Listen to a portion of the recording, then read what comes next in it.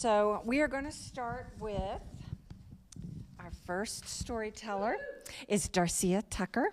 Darcy is an author, playwright, historian, and plays more than 20 women from American history.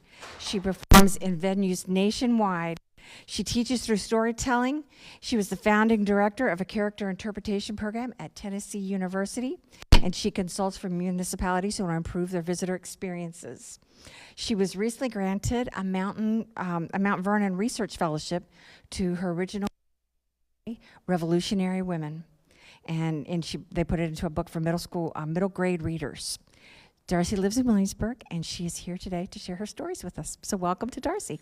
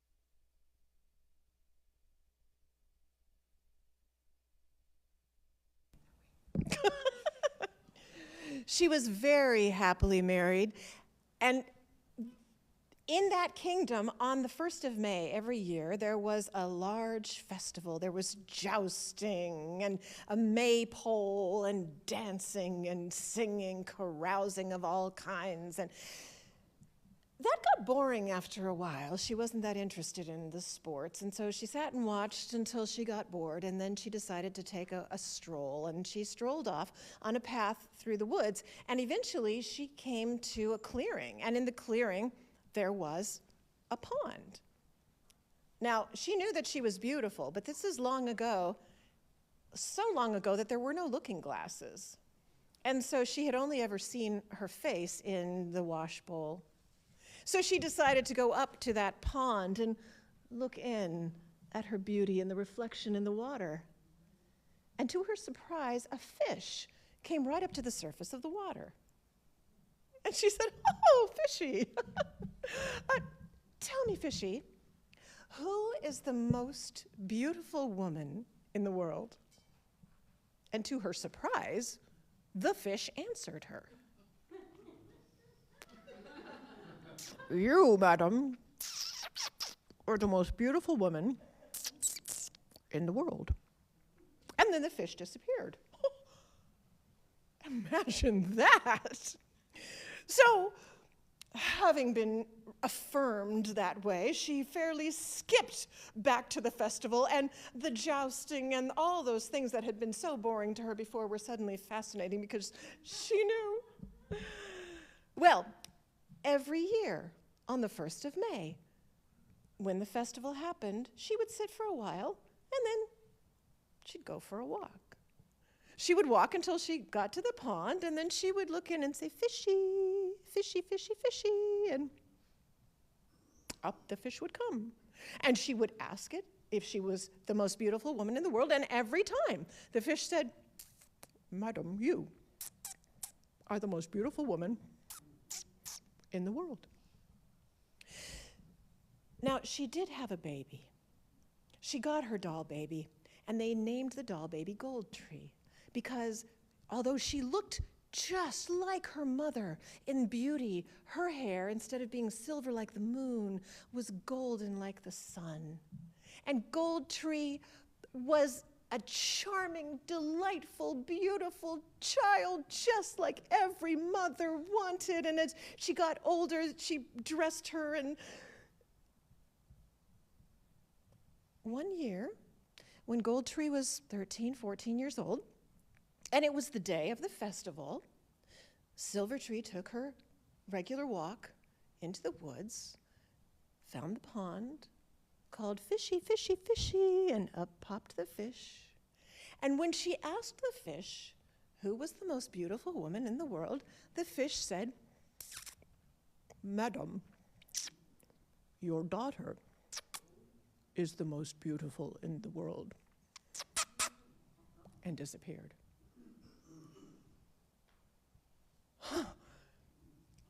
It was fine having a beautiful child. It was just fine having the most beautiful child in the world. Suddenly she hated that child. And as she walked back to the festival, she stalked past her husband and her daughter and kept walking until she got to the palace. And she locked herself in her room. And her husband, the king, didn't know what was wrong. She wouldn't come down. For several days, she wouldn't leave the room. And he kept going to the door and saying, "What is it, my darling Silver Tree, my love, what's the matter?"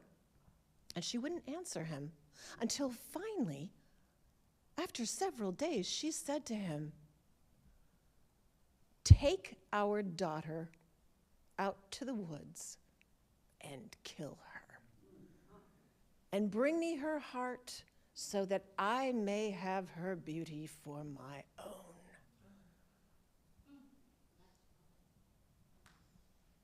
Oh.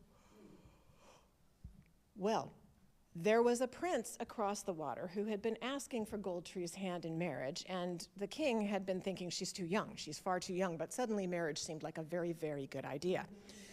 So he sent for the prince and sent Gold Tree across the water to safety. And then he killed a he-goat. And he brought the he-goat to his wife, the heart of the he-goat, so that she might eat it and have its beauty for her own. On the other side of the water, Gold Tree could not believe what had happened. Her own mother wanted her dead. She loved the prince. That was well enough, but her own mother? Well, he often went hunting.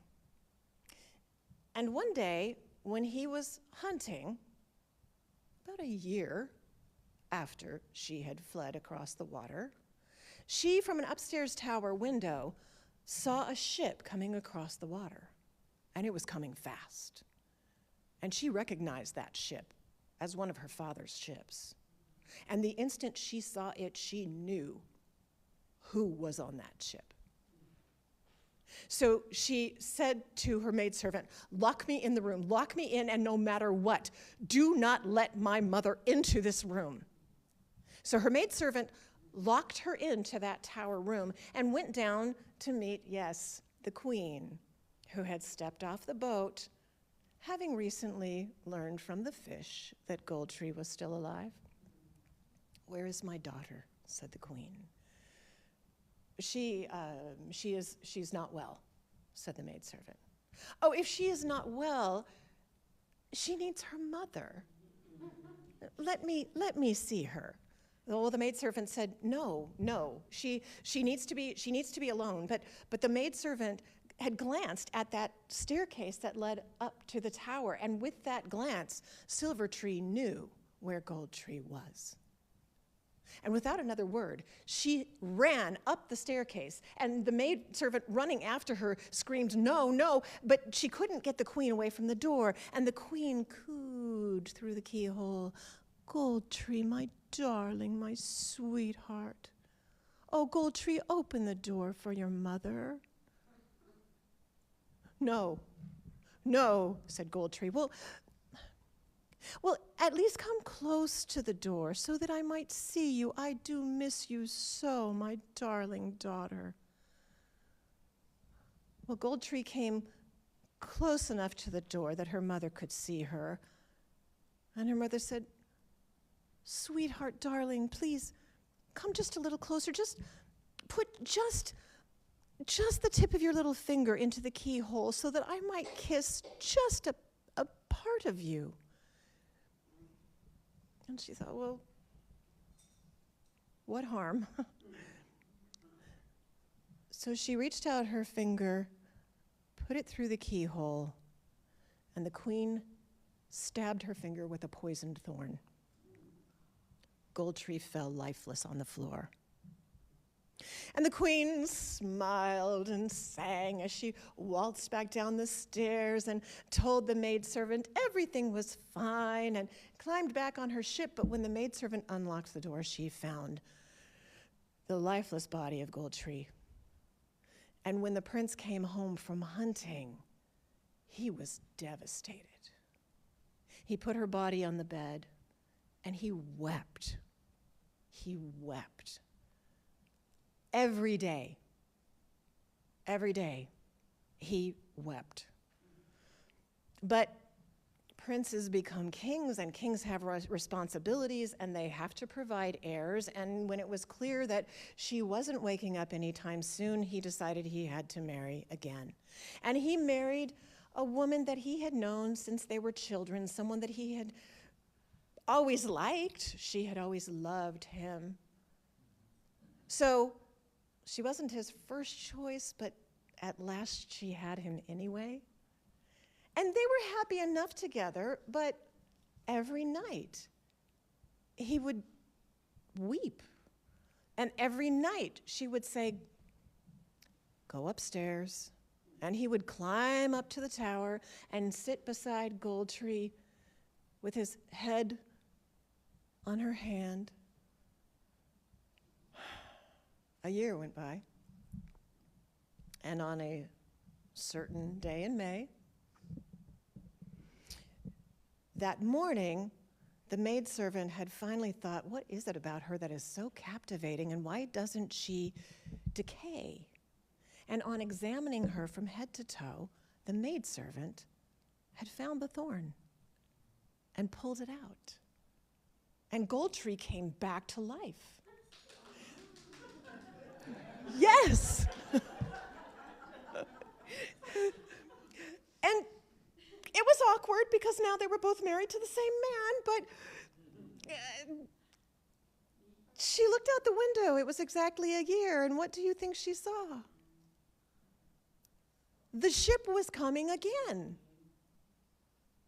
And she said to the second wife, "My mother will never stop. She may as well just kill me." And the second wife said, "Well, let's go down and meet her."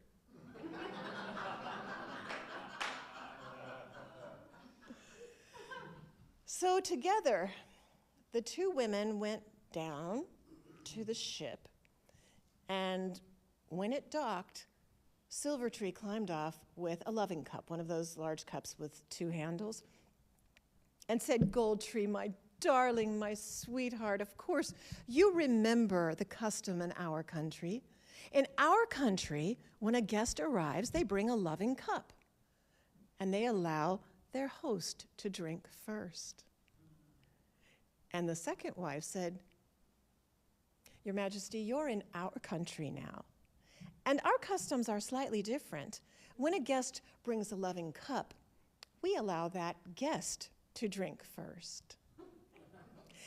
And there must have been a crack or a nail or something, because that clumsy second wife tripped, bumped into that cup, knocked it up to the queen's mouth, and the poisoned wine went down her throat. And with that, the queen fell dead. When the prince came home, he found one problem resolved, but a new problem. But he was so grateful to the second wife for finding that thorn and for saving the life of his first wife. And remember, this story took place a very, very long time ago. That the three of them continued, the prince, the king now, and his 2 wives, and they lived happily ever after.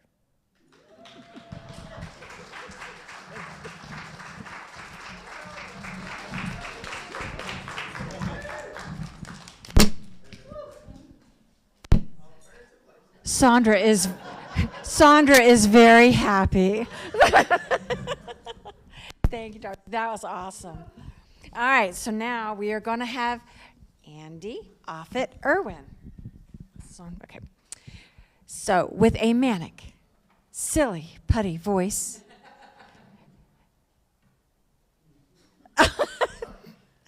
astonishing mouth noises. There was a hit. Okay. And heartfelt stories. Andy is equal parts mischievous schoolboy, Marx Brothers, and Southern balladeer. A storyteller, theater director, singer-songwriter, and Shakespearean actor. He was an artist in residence at Emory's University, Oxford College. He performed at LaGuardia High School in the Performing Arts in New York, the Library of Congress, Walt Disney World, and a bunch of other theaters, colleges, and festivals all over the United States. He lives in Covington, Georgia, and he is here to tell us some stories. Andy? Now. When I was a kid, in the autumn, we played football. We played tackle. We didn't bang our heads together. We did not need a neurological study to tell us that it would damage our brains. But we did play tackle, and we played barefooted because one day my friend Ed brought real cleats, and we said, no fair, no fair. Then Sandy McDonald brought his golf spikes. You remember real golf spikes? You know, saddle oxfords, tassels, nails! And anyway, I took, believe it or not, I took gymnastic tumbling when I was little. And I was going for the ball, and I would do this thing where I would catch the ball if I caught it, and I would spin, and I could do it's like a falling roll. And it was fun, and spike it. That's what I love to do. But I could spin in the air. And I caught the ball. My friend Ed threw me the ball, and I was spinning, and Sandy was going to tackle me, and he grabbed my toe, my barefooted toe. And I spun, but my toe remained stationary. And, tore, as I say, medically, the term was it was tore up. And... oh, you know that one. And I hit the ground, and then I had to recoil. Pa, pa, pa, pa, pa. And then they took me to the hospital, and this cartilage was broken, and this fracture, la, la, la, la. And young people, oh, nobody's here that's that young. This was back when the casts were made of a material called concrete. And everybody wants to sign your cast and everything. And it was, I couldn't play football for a while. I couldn't do anything. And after the fun of having a cast and everybody signing it wore off, my mom gave me a present. Now, it wasn't my birthday. It wasn't Christmas. But it was a special, special present. It was an electric football set. You remember those? All right, good. We know people who knows what right. So if you don't know what that was a good electric football, David. Imitation. So if you don't know what that is, it was sheet metal about yay big, and it had football stripes on it, had little football dudes on it, and they're on little bases with little plastic hairs going backwards. So when it vibrated, because there was a motor, like with a half moon weight under it, and they go,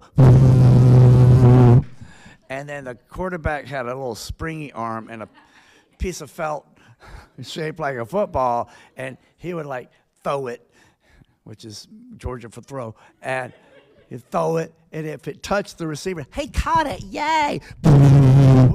It was so lame.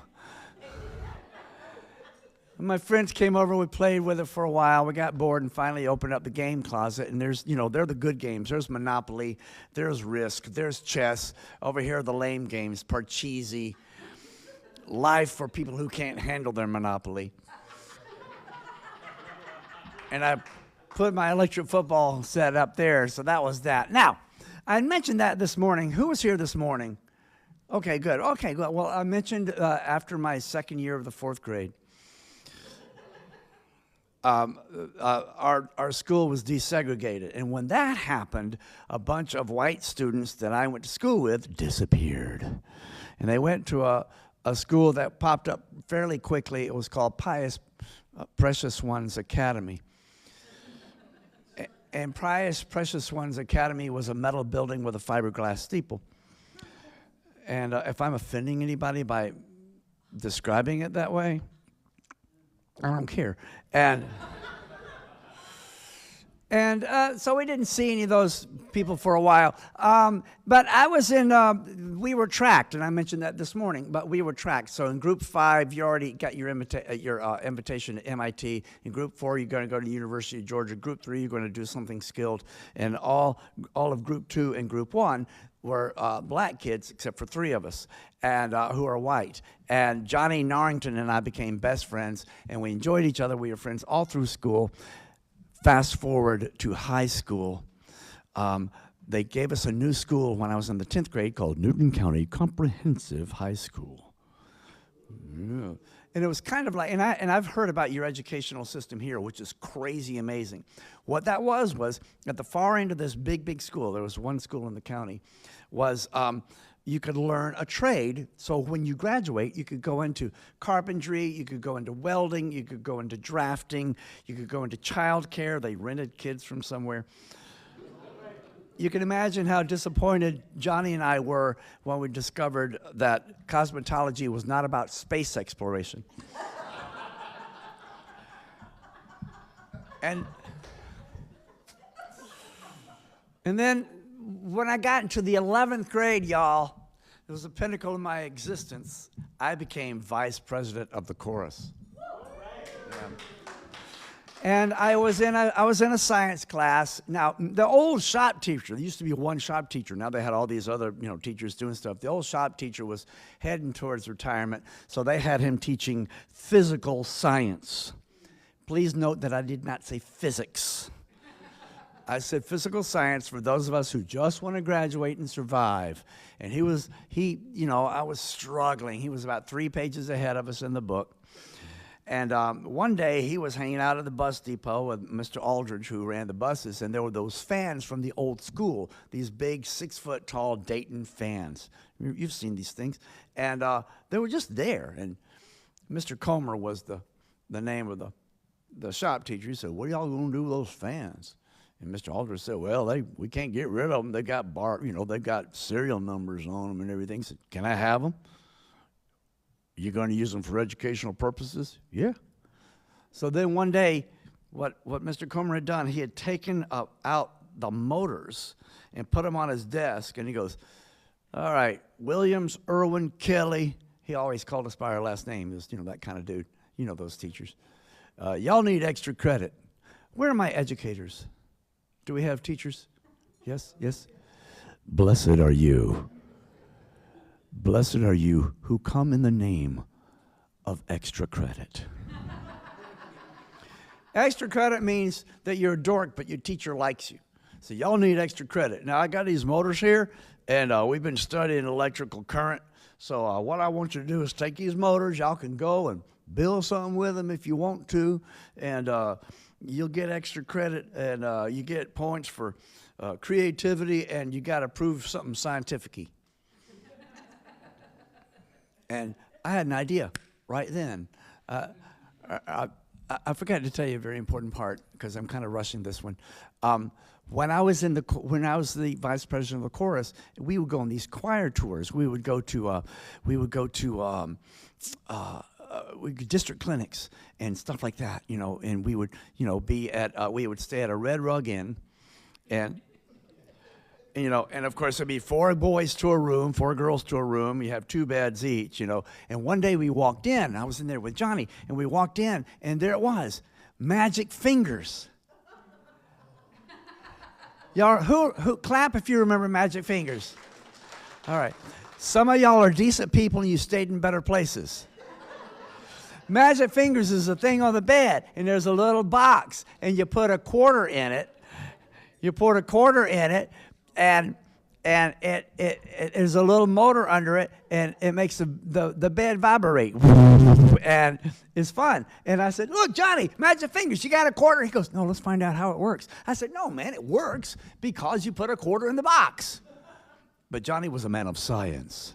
no, let's find out how it works scientifically. He crawls under the bed. He comes out with the astonished end of an extension cord. You know, the true holes in the mouth, you know. And he goes, this is just an extension cord. The box is in the middle. It completes, the extension cord just completes the circuit. And it hooks up to a motor under there. Now, that was amazing.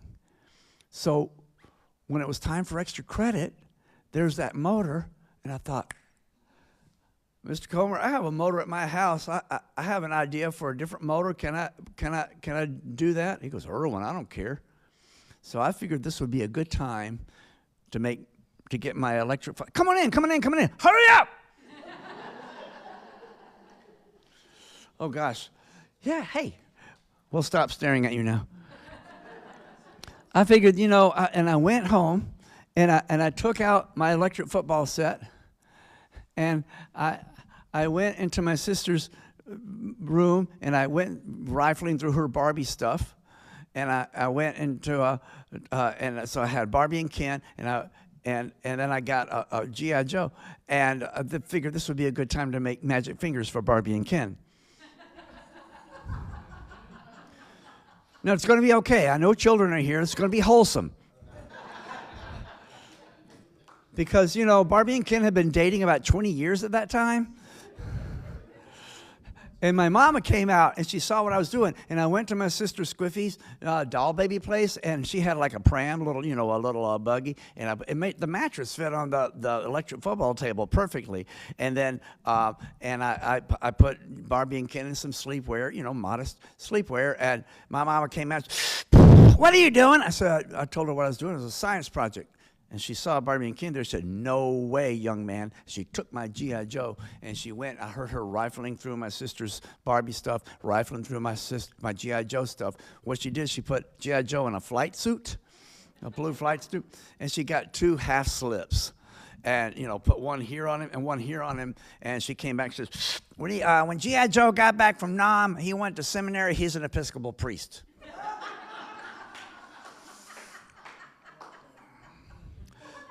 So G.I. Joe married Barbie and Ken, and so it's wholesome. Yeah. So then I took a shoebox, I put a hole in the shoebox, I put some cellophane tape so you could see the inside of it. I took the lamp cord, because, you know, this plugs into the wall, because they used to let children play with toys that plug into the wall, young people. And I now pay attention, this is the scientific part. I split the lamp wire, right? I cut one piece of it. I cut about an inch away from, about half an inch away from it. I exposed the copper. I put that on the bottom of a cardboard ramp that I built. I took a magic marker and put magic fingers on the side of the box, registered trademark, and then and a slot for the quarter. So what would happen was I'd put the quarter in the box. It would go down the slot. It would lay down between the 2 pieces of copper, thus completing an electrical circuit. Scientific-y! Now, for those of you who are church-going folks, you know there's a liturgical calendar, and in the summer it's called ordinary time because nothing really is going on. And that's in the high school liturgical calendar, that's between football season and basketball season. And so, like Mr. Comer said, we're going to have a science fair for the extra credit people.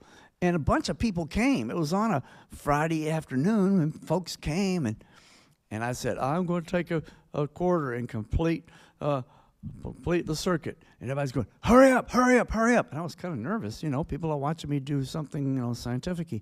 And I put the quarter, and I pushed it too hard. And when I pushed it, it bounced on the back of the box, came back, it arced. It caught the tape on fire, and then it caught the box on fire. And I'd put, you know, a little fringe around the bottom of the bed because it had a dust ruffle, and that caught on fire. Luckily, G.I. Joe was a first responder.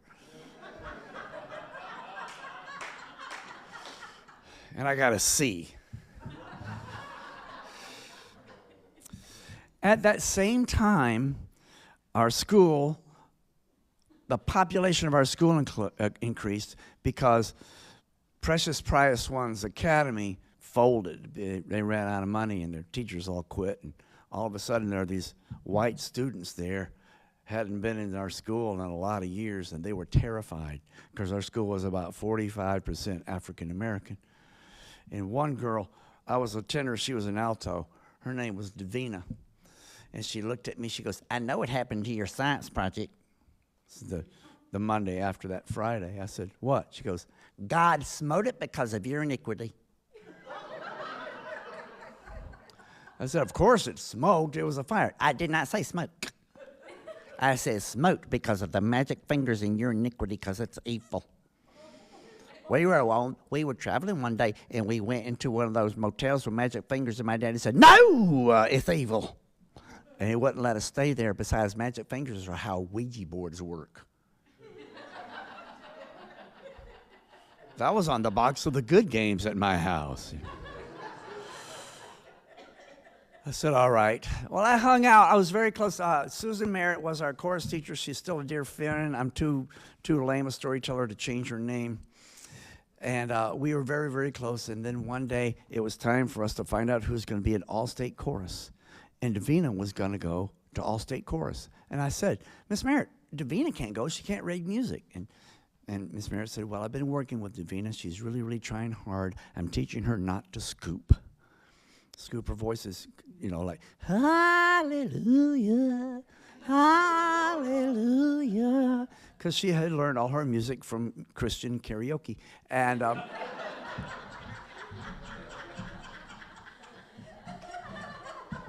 they played a recorded music and at her church. And I was like, ugh.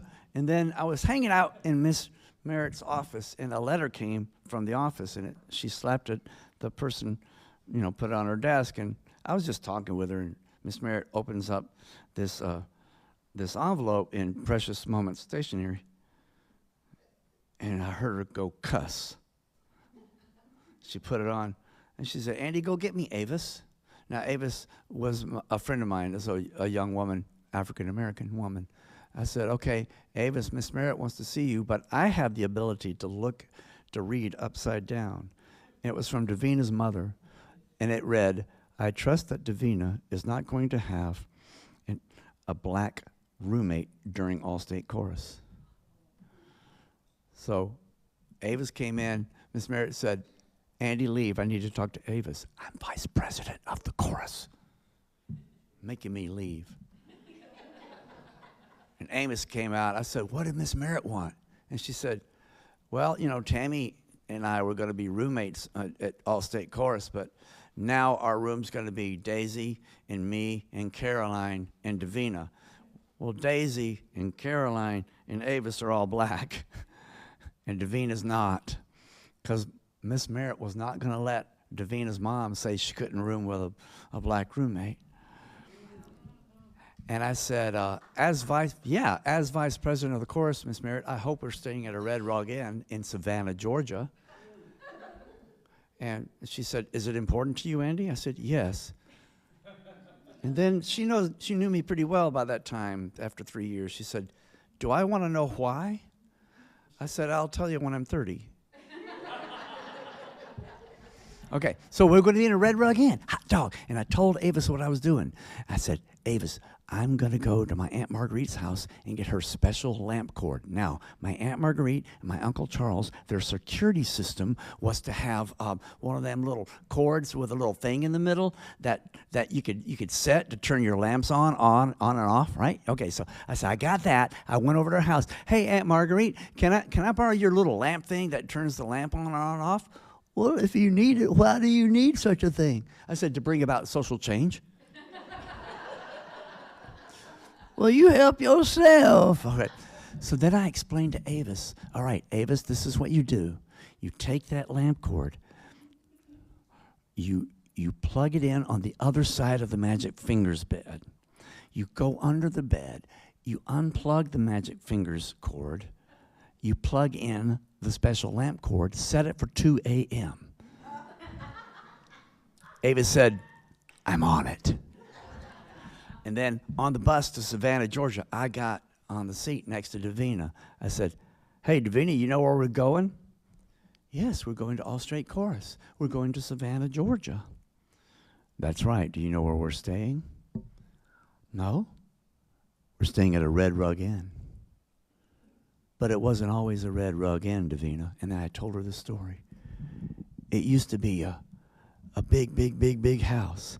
It was Second Empire French architecture. Like the Addams Family house. And that was the home of a slave ship captain. That's the very spot where the Red Rug Inn is. And then one morning, that slave ship captain got up at 2 a.m. to go down to the whiskey liquor bar.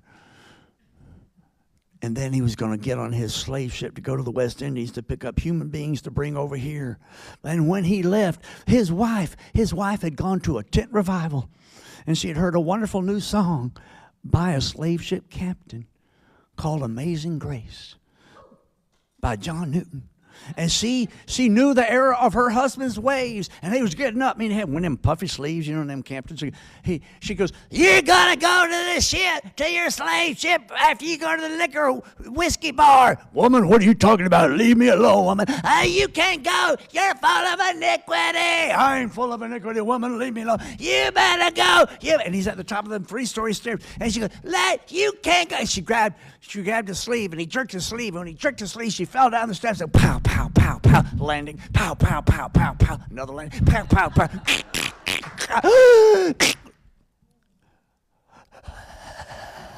She said, "You're full of iniquity, and whoever comes to this house," or any building that occupies the same space as this house, "at 2 a.m., I will haunt them if they have iniquity in their soul."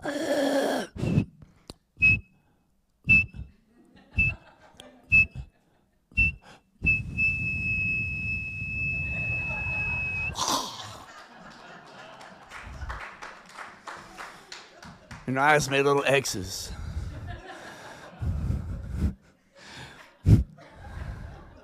That's the story I told Davina.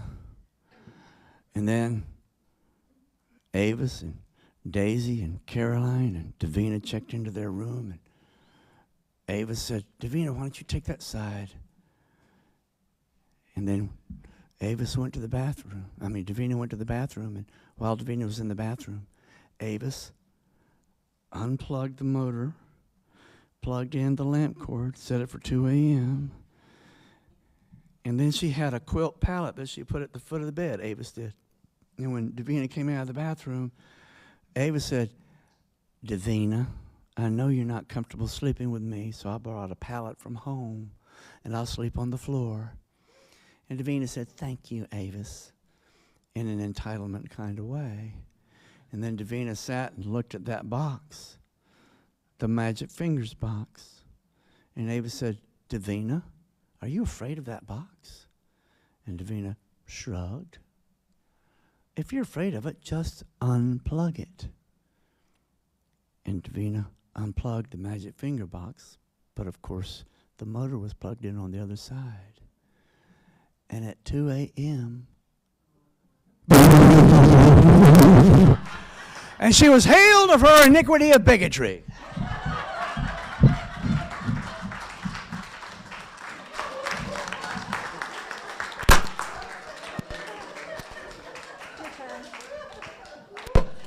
And that's the last time I've heard that social justice costs a quarter.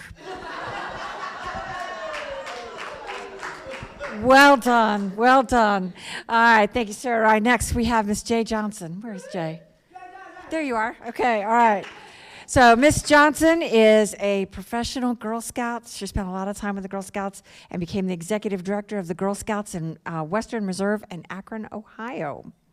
She worked in the city of Hampton in the Citizens Unity Commission and the Hampton Coalition for Youth, and she spent 6 years as the chair of the Virginia Organizing. Her and Ms. Sheila Arnold co-founded this very organization. So Jay is a young lady at heart. She's just started storytelling, but she's very good at it, and we're looking forward to your story, Ms. Johnson.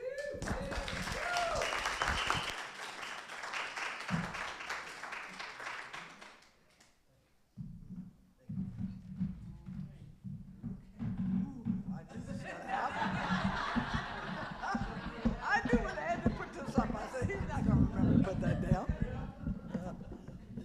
I got it. My legs don't work right. My hands are still pretty good. All right. Okay. Good afternoon, everyone. All right? All right. The Andrews family lived in Youngstown, Ohio. They were blessed with 5 sons before they had their daughter. And though they were young, they recognized that with all of these children, they were going to need a little help. And so they devised a plan that they would have an elder son. And when that boy was appointed the elder son, he would have his own space. And so they went to the 3rd floor of their home as the sons were young, and over time they made it a beautiful boy kind of room. So when the eldest son was appointed, he had a special place in the house. On the evening in question, James is the eldest son, and he is walking the floor like a man tormented. He has just come from a meeting with his brothers. It's an unusual kind of thing that's happened. The elder son is now in college, Henry Jr. The second son, David, who was not an elder son very long, thank goodness, because that really was not his temperament, had left the house and he'd gone to work in the Ford company with his father. So now James is the elder son, the senior son, who has been trying to handle the problem that they discussed when they met at David's apartment. The problem is that their sister, Jackie, is acting very unusual, and they cannot figure it out. Something is wrong. James, as the elder son, is supposed to know what it is because parents share things with this elder son. But he doesn't know, and so they're all concerned. But then the senior son, Henry, who's in college, and of course now knows everything, says, well, you know, Jackie just turned 14, and sometimes when girls get in what they call adolescence, things change, you know, their attitudes change, so maybe that's what's going on. And one of the other sons says, no. Her grades have gone down. You know, she's not running track, and she loves track.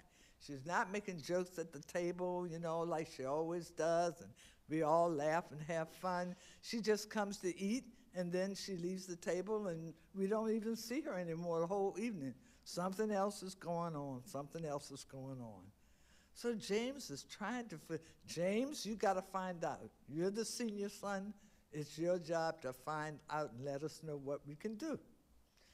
So James is upstairs in the senior son room, and he's saying, I don't know. I just don't know. So he walks, and then he sits. He walks, and he sits. And then, as all teenage boys do, decides maybe if he eats something, you know, an answer will come from somewhere. So he starts down the back stairs to the house. Now, their houses, as we know, they have front stairs and they have back stairs. Well, James's entrance and exit is always the back steps. So he's coming down the back steps when he hears his parents in the kitchen. And they are kind of arguing, which is kind of unusual. So, but they are arguing, he recognizes, about something that has to do with Jackie. So James sits down on the step that he's on to listen to what's being discussed. And he hears his mother say to his father, you're the man of the house. Your daughter expects you to do something about this, and you're not doing anything, and I'm not happy, and she's not happy, and nobody's happy. You are her father. And he hears his father say, yes, and I'm the breadwinner for this house. Nobody else is bringing money into this house except me. And the man that we're talking about is not only the deacon of the church, he is my supervisor at the plant. I can't go up against him, daughter or not, whatever she says. So now James is going, Deacon, Jackie, what's going on? And so he decides he doesn't want to eat. And parents leave the kitchen, and James goes back up into the senior son's room, and he sits down and he starts thinking, maybe I do know what's going on, but I don't like the thought. I particularly don't like the thought that it's the deacon. Every boy in church thinks the deacon is the man of the man. This man is always dressed in three-piece suits. The women fall all over him. He makes good money as a supervisor at the plant. Everybody wants to, all the guys want to be like him, because he is the it man in that church. And he's more than that. And James is very upset. This is not then just about his sister. It's about the downfall of an idol. So he doesn't tell his brothers yet. He's hoping he's wrong. But then the next discussion he hears, his mother says to, the least you can do is pick her up after choir rehearsal. The junior choir is on every Wednesday. You need to get off early enough to pick her up. And I will if I can. So now James is a star athlete. He is always after school in practice. If not football, it's baseball. If not baseball, it's basketball. He's the man on campus. But he decides he's giving up Wednesdays. He's going to pick up his sister after junior choir rehearsal. He's going to at least do that. And so the first Wednesday, James shows up after the choir rehearsal. And his sister looks at him. He said, sister, I came to pick you up. We're going to walk home together. But sure enough, when they're walking, his father kind of slows down, and James waves him on. Waves on. And his father's really proud. His son is stepping up. When he gets home, his mother's proud. The son is stepping up. And the sister, Jackie, starts to feel better. Every Wednesday, James is there like clockwork. And so she's feeling better. But James is not feeling better, because James is saying, if this is really what's going on, it's not just my sister. But I don't really know this for sure, so what am I going to do? And not only that, I'm a senior. I'm going to be leaving home. I don't want to pass this on to my brother. I need to do something. Well, what can I do? And he decides he needs to talk to somebody who can understand this, who can help him. And so, the school counselor is a guy that's from their neighborhood, who's young enough but old enough, As a matter of fact, when he and James are talking and they're not in school, he just calls him by his first name. So yes, I'm going to see Chris. And so he says to Chris, I need to talk to you kind of like not on a school day. And Chris says, well, how about the day that you're in baseball practice? Okay. So he meets him with Chris, and he closes the door. Chris says, this has got to really be serious stuff, man. You closing the door? Okay, so what's up, buddy? And James starts to tell him what he suspects about the deacon. And Chris listens and says, thank you. Thank you. I have been counseling girls for years, and no one would tell me who this was. So now I know. He said, yeah, but you don't have any proof. And Chris says, neither do you. He said, I may not, but I'm going to handle this. And as he tells Chris what his plan is, Chris says, no, you can't go meet this man with a baseball bat. James said the baseball bat is for my protection. I don't know what he'll do. He's a big man. I'm a big guy too, but I'm getting ready to accuse him of something. I don't know what he will do. But he and Chris sit there and they iron out a strategy. And as James is getting ready to leave his office, Chris says, take this with you. Put it in your pocket. Do not go out there without it. James says, okay. So on the appointed night, after the missionary circle women's meeting, because the deacon is always at the church, and they know that. So James has decided that after the missionary circle meeting, he and his younger brothers, the twins, are going to be in the alley with their baseball bats. So when the deacon comes out to empty the trash, they're going to be there waiting for him. But James wants his brothers to be across the alley under the street light. He doesn't want them close in case any one of them goes a little crazy, you know. So he just wants to be the one that encounters the deacon. And so the deacon comes out to empty the trash. And just as he got the trash can lid in his hands, he looks up and he sees these guys. And they got baseball bats. But he's not worried about them because they're good kids. You know, they probably just were playing and, you know, but what's going on here? So he says to James, yeah, young blood, so what's up? He said, I came to talk to you about why you seem to have a thing about little girls, especially when all the women of the church adore you. So what is this? Deacon said, man, young man, you have no idea what you're talking about. And he just discounted him. And this conversation kept going and going and going. Because James knew that the deacon was so arrogant that at some point he could get to him.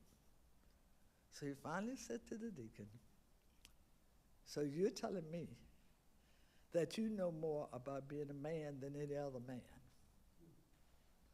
You are that good that little girls like you, okay? As old as you are?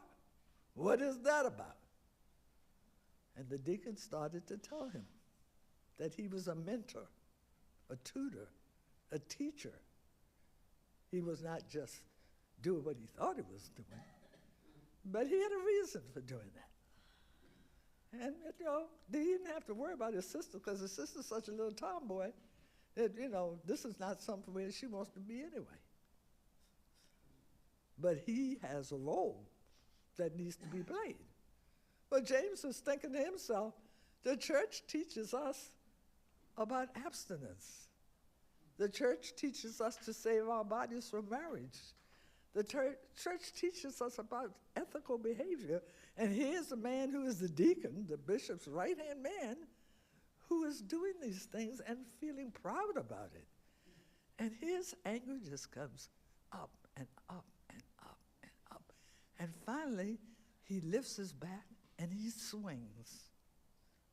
And there is a sound in the alleyway that goes all the way through the alley. And then it is quiet. The two brothers rush to James's side as they are concerned. He can't swing his bat again. And the deacon's standing there and is holding his hand where the metal trash can lid had been. And he says, boy, you must be out of your mind. Who do you think is going to believe you? You are a kid, and you accuse me? I'm the supervisor at the Ford plant. I'm the deacon of this church. Everybody in this community respects me. They don't know anything about you. You need to get out of here. And James says, no, sir, I don't. Because, and he reached in his pocket and held out a little tape recorder.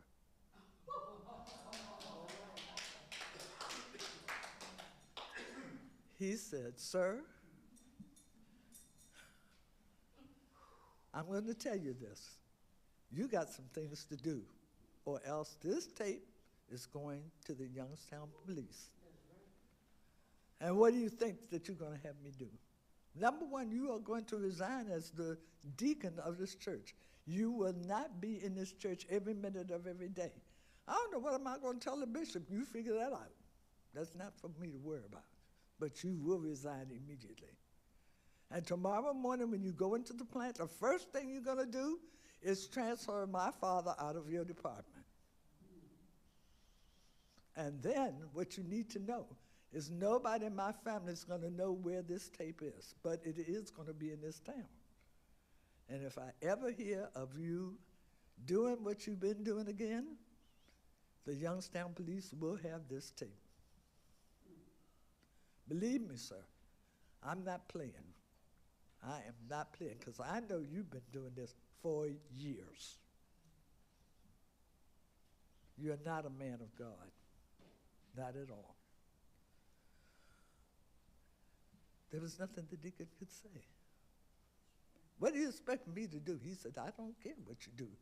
But I tell you what, me and my brother's going to walk out this alley, but we are going to hear you praying the whole way, because you need to pray for God to forgive you, because I don't intend to ever do that. So you just get on your knees now and start praying. And I want to hear you praying until we turn that corner. Goodbye, Mr. Used to be Deacon. Goodbye.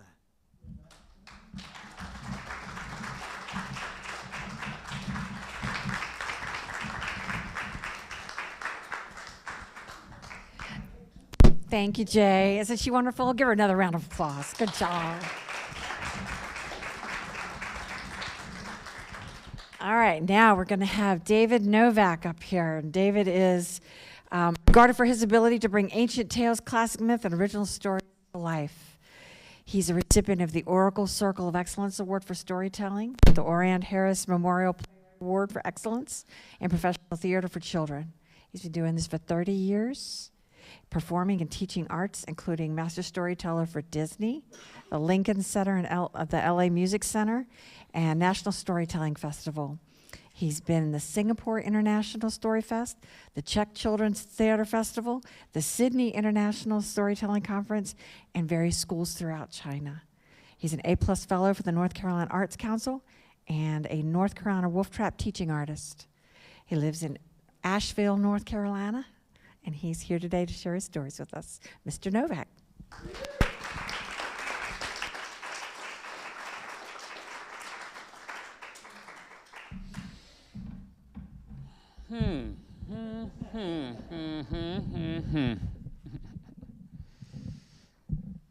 When I went to pick up my son Jack, he was 2.5 years old, and he was in a home daycare with a woman, Lori, who was the wife of the math teacher out at the high school where my wife was also teaching drama. And she had 3 children of her own, and with Jack in the mix, they were always doing crazy and creative things.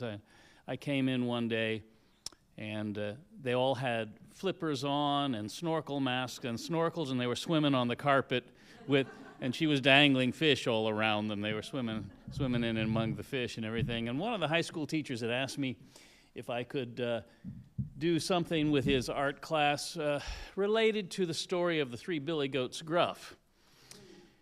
And I thought, oh yeah, I could do that. These old folk tales and fairy tales and whatnot, not a lot of folks remember them or know them. So I thought I would just, when I went to pick up Jack, I'd ask Lori, say, do you know the story of the 3 billy goats Gruff? We're sitting there, the kids are all playing on the carpet. And she said, yeah, that's the story of my life.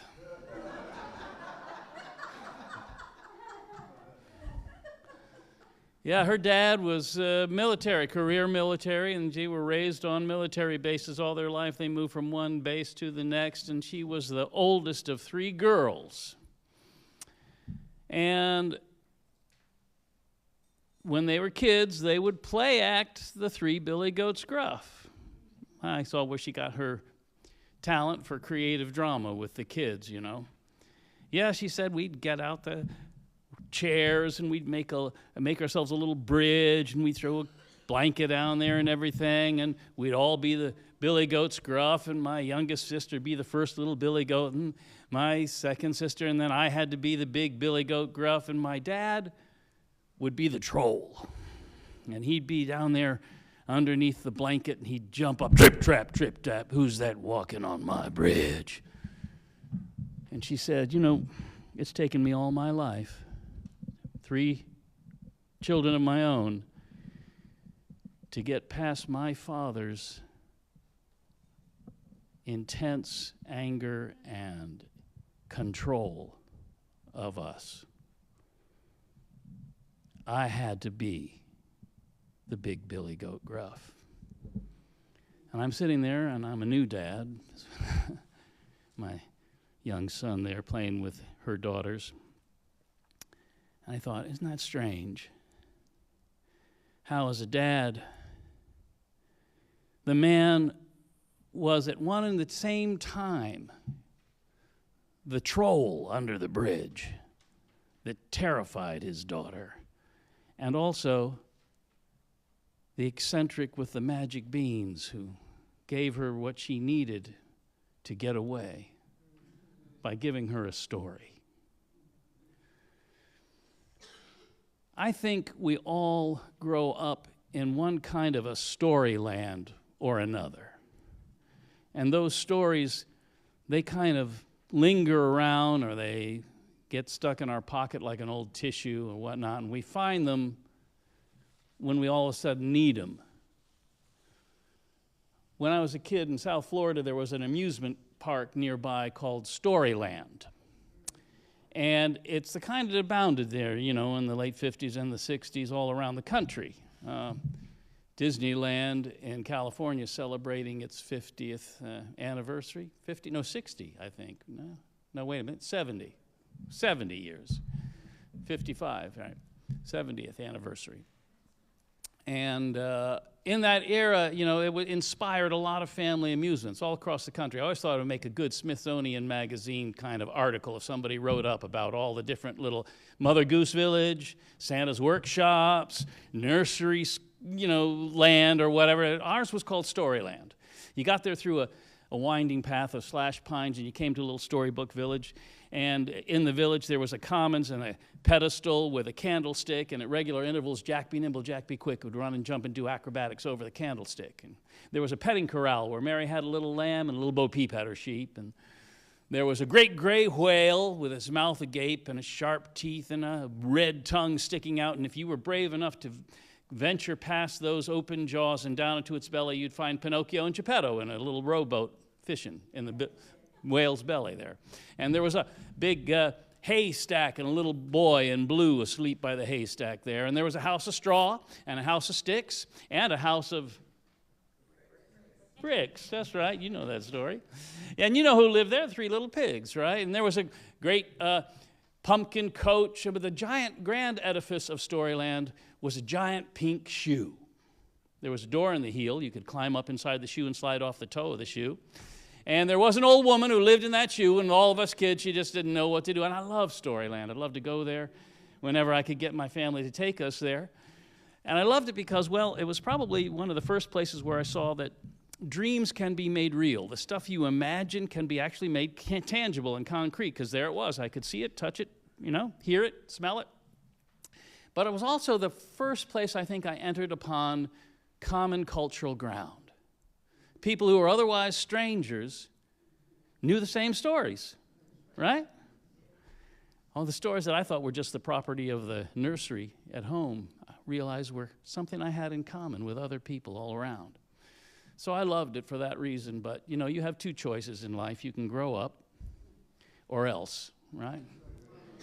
And one reason I was growing up in South Florida is my dad was in the aerospace industry, and he was a manufacturer and a subcontractor in a supply chain that went all the way up to Cape Kennedy and then up into the heavens with all the rockets, and there was a big move to put a man on the moon.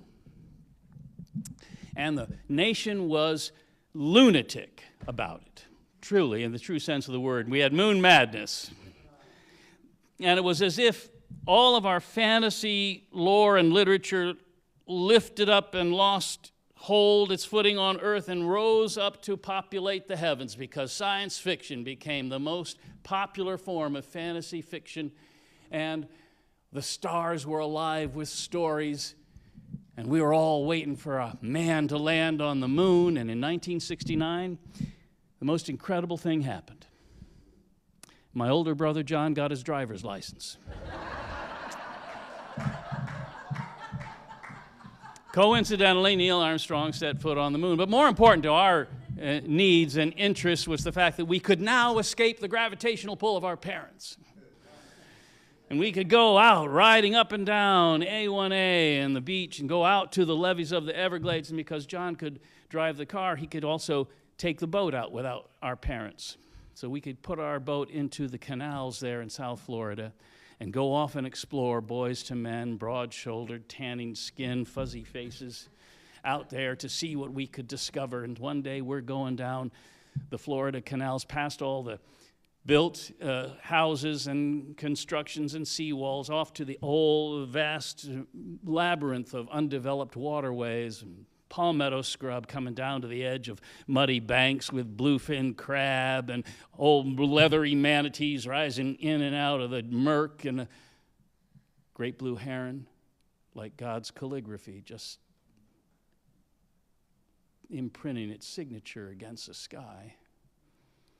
We found a really interesting bank that we could beach the boat and go exploring. So we pushed our boat ashore and we went in amongst the scrub and some pines that were there, and we were watching our step because we didn't know, we didn't want to take any snake or gator by surprise.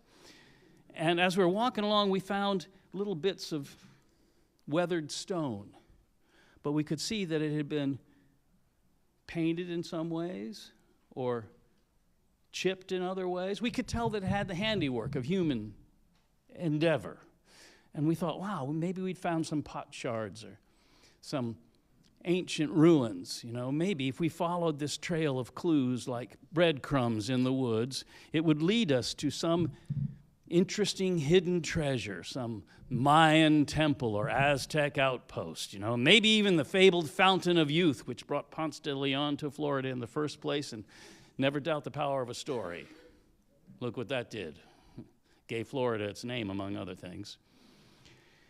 Well, we came to a clearing, and there was waist-high weeds, and the air was ringing with that sleigh bell sound of bugs in the hot sun. And we saw rotting timbers and weathered stone, and we realized we had come upon some ruin, some ancient ruin. And as we were looking around, trying to discern what it was we had come upon, we found a vine-covered giant pink shoe.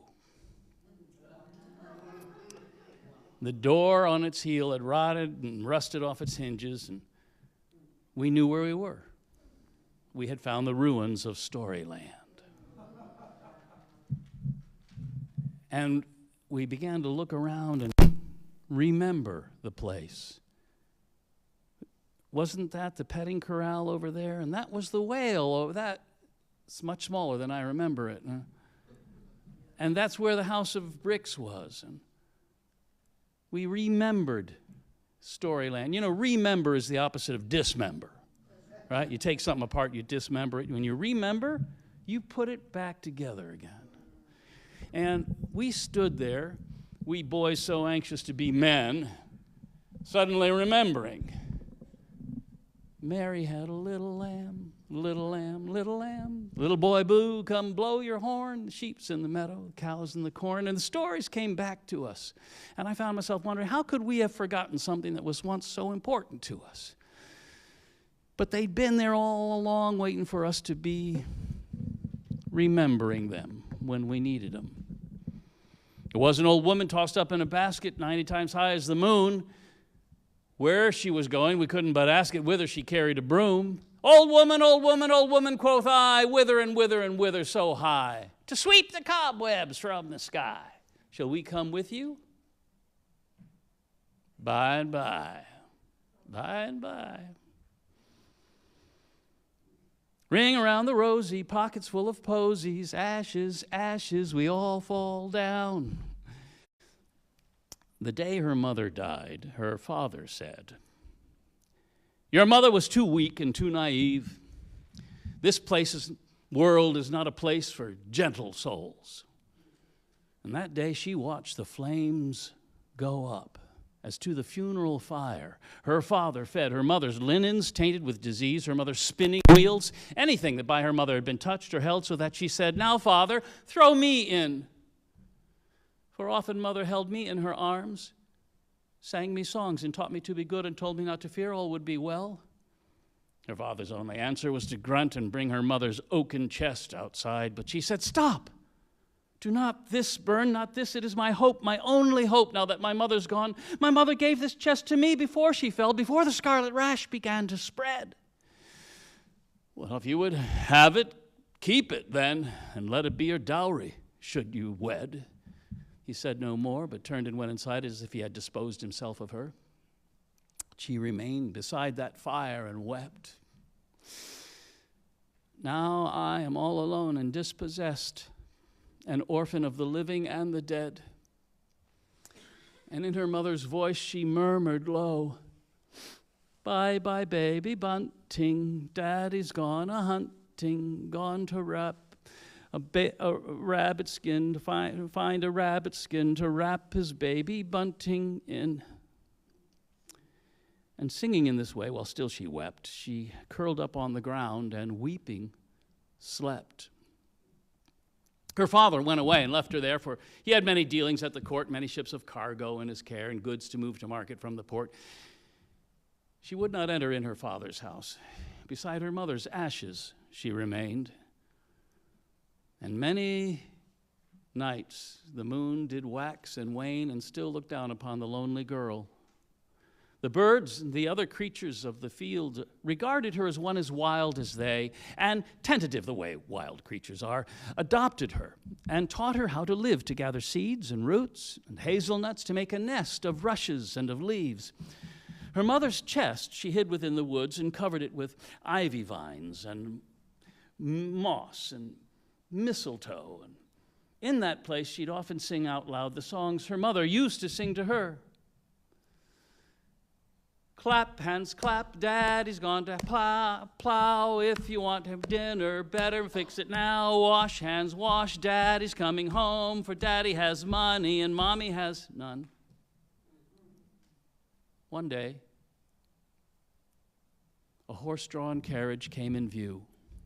Her father had returned and brought with him a woman stepping in her mother's place, a widow with 2 daughters of her own. And when they saw her standing in the dirt, her tattered garments stained with ash and tears, they laughed and said, "Oh, father, who is this? Is she a peasant or some stable wench?" Her father, seeming not to know her, said, "Oh, she is an orphan girl I pitied for her mother's sake." "An orphan girl," they said. "A cinder girl, a girl of rags and ashes. Oh, father, let her cook and clean for us, and wash our clothes and tend our fireplace. If it amuses you, my dears," he said, "then we will let her sleep beside the fire." And after that, they called her Cinder Girl. The daughters did not know that she was kin. They did not care or think of her at all as somebody they could boss about. And when they saw her foraging for food, for seeds and roots, which was her custom, then they laughed and threw their porridge in the dirt. "Peas porridge hot, peas porridge cold, peas porridge in the dirt, 9 days old. Now forage that, you silly Cinder Girl." Cinder Girl was good and kind to them, for they were ladies who had been to court, and she knew nothing of the world beyond. But one day a rider came to them with news that they were all invited to a ball. The prince decided it was time to wed and wanted every lady in the land to come present herself before the royal court. Oh, then there was excitement in that house. Their wealthy father lavished gifts on them, the latest laces, satin, silks, brocades, corsets, buttons, and petticoats, and shoes with pointed toes and stilted heels. His second wife, her daughters took in hand to see that they were fit to meet the prince, and Cinder Girl was made to serve their every wish and whim, to sew their clothes and mend their hems, to wash and iron, and to brush their hair and paint their face and pierce their ears and pluck their brows until they looked less like true maidens and more made up as monstrous counterfeits of maidenhood. "This masquerade amazes me," she said. "It seems at court a woman must pretend to be a creature other than herself, to move about the way some puppets do, to put her puppet strings into the hands of him who ever after will command her curtsies and her manners and her thoughts of him who ever after will demand obedience and sole dependency, and all for what? To be a royal wife? I'd like to go myself and meet this prince and see what kind of court that he commands. Oh, Cinder Girl, they said, you're such a hoot. No one that looks like you is welcome there. You forage for your food, you sleep in soot, you are not fit to set your foot in court. When she had done her chores, she went away, determined that she'd have her night in court. She went into that secret place of hers, and forest pools with lavender she bathed, and rubbed her skin with oil of rosemary, and thorny nettles combed her tangles out, and bound her hair in honeysuckle vines. Her mother's chest she took from out its hiding place. Before her eyes appeared a treasure trove, a gown of seamless silk beset with pearls, a cape of velvet with a silver clasp, and a pair of slippers spun from purest gold. Ah! Now, mother, I will take this hope you give and take my fate in hands and truly live. Hark, hark, the dogs do bark, beggars are coming to town, some in rags, some on jags, but one in a silken gown. How she came to court, I don't know. Some say she rode a magic pumpkin coach. I think she used the magic of her legs, but be that as it may, to court she came, the last of all the ladies to arrive. And when the prince saw her, he was amazed to see someone of such simplicity, showing no pretense. When Cinder Girl saw him, she was surprised. She thought he'd be commanding and aloof. Instead, she saw a man inside a mask. A royal mask of pomp and circumstance, but in his eyes she saw another man, a man who was in hiding like herself. And for this reason, when they met, she sang, "Oh, that I would be where I could be, then would I be where I'm not. But where I am is where I must be, and where I would be, I cannot." This prompted him to step aside with her. "Now, fair lady, who are you? What is your name?" Instead of answering, she asked of him, "Well, who are you beneath your golden crown?" "I am a prince," said he. "Oh, no, not so," said she. "You are a man. You walk upon the ground as others do." This gave him pause. "It seems to me that we are merely toys for some almighty player up above. Our happiness, our sorrows, but amuse some unseen eye, some strange divinity. When I agreed to have this ball tonight, I had no way of knowing what I'd find. The thought of doing nothing frightened me, for nothing comes of nothing, it is said. So I agreed to have this masquerade, and here we are. At midnight, on the threshold of the day, and I am filled with feelings rich and strange and wonder at our meeting in this way. For you are fair, more fair than any she I've ever seen or heard described. And in this instant, I would pledge my life if I could spend it only by your side."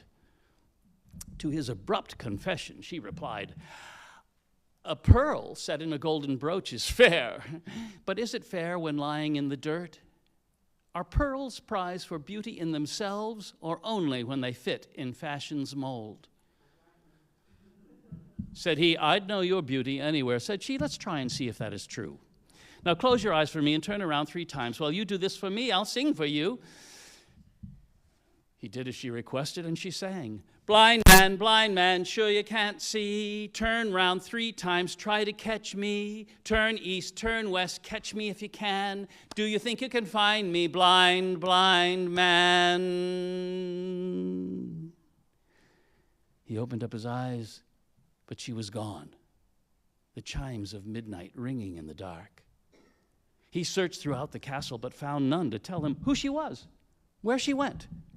He watched the partiers depart, but saw no hint of her he'd lost. Disconsolate, he sat upon the stairs until the morning sun began to rise, but in the morning light he saw the gleam, a golden slipper lying there. And like a miner, upon the point of giving up his quest, who finds a bit of gold within the wall, takes hope and starts his quest again, Just so the prince took up the golden shoe, determined that he'd find the owner's foot and so find her who had eluded him. And all the while that he was doing this, a girl in rags and ashes stood nearby. She watched him mount his horse and ride away and wondered if his quest would help him see. Well, he searched throughout the land, and last of all, he brought the golden slipper to her father's house. Outside the window, Cinder Girl observed the prince present the father with the golden shoe. "Does this belong to any maiden here?" The father took the golden shoe and said, "Well, this is the garment of a woman gone." "I know that," said the prince. "That's why I'm here. The one who last wore this is long since dead. She was my wife when she was alive." "You mean to say I'm looking for a ghost?" "That's the only answer I can't explain. Perhaps you have a daughter in the house?" "These are the only daughters that I have." The prince presented them the golden shoe and bid them each to try it on. They struggled, for their feet were fat and long, until their mother took an axe and said, "Now we will cut your toes to spite your feet." She cut the eldest daughter's toes away and bound the bloody foot to staunch the wound and put the toeless foot inside the shoe and said, "Now, Majesty, here is a perfect fit. Now take my daughter with you and be wed, and blessings light upon your marriage bed." "Fair lady," said the prince, "I've found you out. Now give me your consent to be my wife." "Oh, Majesty, I do," she said. "I'll marry you if you will carry me." He raised her in his arms and carried her the way a hunter carries off his prey. But as he crossed the threshold of the door, he stumbled with that daughter on his shoulder and falling on the dirt. Ring around the rosy, pocket full of posies, ashes, ashes, we all fall down. It was as if he had before been blind. But now the prince could see what he had done. He saw the golden slipper filled with blood. He saw the wounded daughter lying there. "Was it for me you suffered this abuse? It is the price a woman has to pay if ever she should hope to wed a prince. I'm sorry for my sake you were deceived and suffered so to win me for your own. Keep that golden slipper for your own. For none can claim my heart today." Upon the ground he saw a pearl, half covered with the dirt. And looking up, he saw the Cinder Girl, and she saw him outstretched upon the ground. "Now look at you, you low and muddy man. Perhaps we'll have to call you Cinder Boy."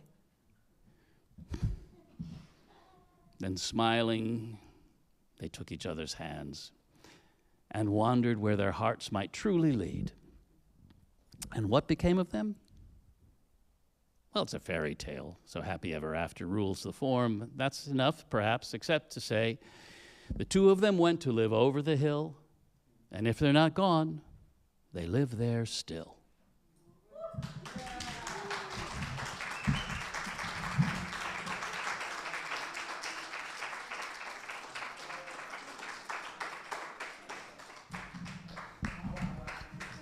Well done. All right. Mr. Peter, so we need a quick sign lesson. Can you do Boys to Men? Oh, you do it Boys to Men? What'd you do? How did you do Boys? He said Boys to Men, and you did this thing.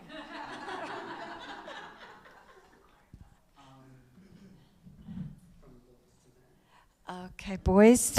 Okay, and the other one was Blow Your Horn. All right, y'all got Blow Your Horn? Okay.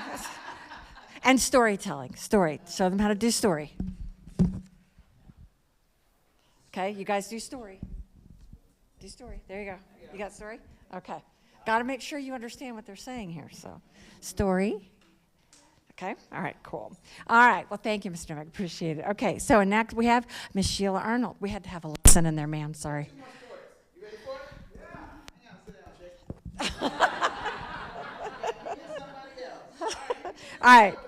Sheila is a storyteller for history and people. She is a co-founder of the Artistic Director of Artists Standing Strong Together, ASST, and she has been honored with the 2021 McDowell Artist Fellow, the 2020 Mount Vernon Research Fellow, the 2019, I know I mess this up every time, Hanox Artist Colony Summer, the 2025 Fellow at Monticello, and she lives in Hampton here, and she's a noted artist, and she's also the co-founder of this wonderful organization. So thank you very much. You good? Okay, all right. Miss Sheila Arnold. Oh no, you gotta stay, because I got two more. We got two more storytellers, me and somebody else. And then you can leave, and you'll stop complaining after all that. I like little voices, young people, and stories as well. Well, I'm gonna begin with a status update of my father and his broken down car. Because he was just getting ready to leave from the previous program to go have a wonderful meal with his lovely wife and her friends from Richmond, and his car wouldn't start. So they were smart enough to get in their own cars and go eat. And I went outside, and somebody said, "Your father," I was like, "Your father's," okay, let me get outside, and my lovely and amazing father of 80 plus years, we decided to help him boost his car up, give a battery charge. It didn't charge. And so my dad said, we should call a tow truck for AAA. Isn't that what you would do? But then he thought about it, and he said, let me go home and get my tools first and try to fix the car. My daddy went to an HBCU, Hampton University, where my stepmother also went. And my father learned about auto mechanics a long time ago.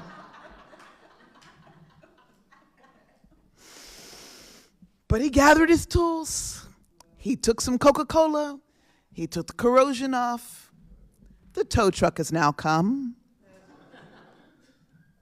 And life is good. You may have wondered why I left my father in the sweltering heat. I did not. I asked Rich to take him water. I had my son come and said, stay with your grandfather. And he had to bring the little boy, who right now, as my stepmother knows, is as excited as could be because he got to see a live tow truck. And he is going to be talking about the live tow truck for now. It's going to be a while till we undo the stories about the tow truck that he got to see. And then a friend of mine also came in with it. And now my father, he's going somewhere. And eventually home. But I want to thank people who stopped along the way. And almost all the storytellers here, when they saw, and people saw my dad in need outside, stopped and helped a little bit.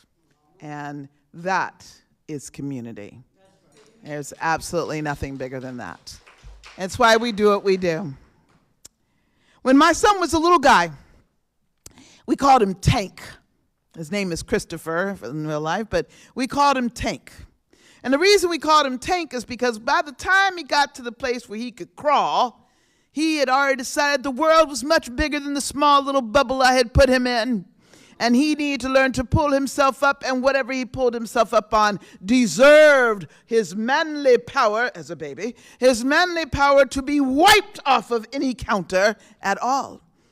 So he could check it out and see what the sound would be. And so my son would go around and we'd watch him. He's like, oh, I haven't seen that. Let me pull myself up and let me grab and knock everything down. It was Christmas time. That was my mother's favorite time of year. My mother, she collected amazing things for Christmas. She only put them out for Christmas. She collected those little Christmas angels. She had those porcelain angels of all sizes. She had black Santas mostly around the house. She did all these wonderful just for Christmas things. And then Tank came. And all these things were placed at appropriate levels for non-tank children. And when he arrived, he was like, my, Christmas trees that light up, I must have. Boom. He looked at black Santas, ooh, boom. And then the angels. The angels were very specific. That's my phone where you just turn it off, where you press dismiss, because I know what that is. It's an alarm that's on to tell me to call my grandson, who I read with every night. Now, my 14-year-old grandson, thank you so much. I told him he couldn't read. I forgot to turn off the alarm. So, but there were the angels. My mother had an angel band. Harp, saxophone. She had it had a violin and a cello, a clarinet, and a flute. It had everything. Porcelain, small. She put them right on the coffee table so that all could see her collection. Tank arrived.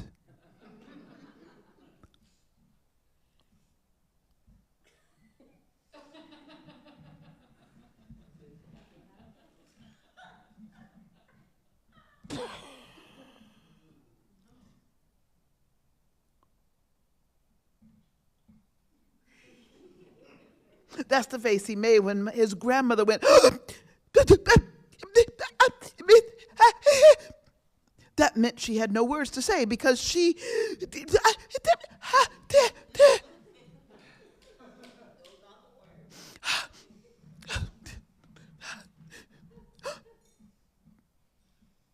Wallace, look at this angel.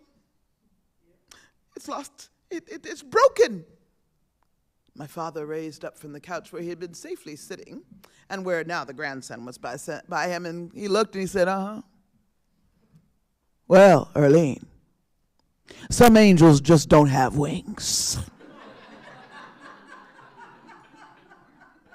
And that's when I knew my son would get away with anything he ever wanted in his lifetime.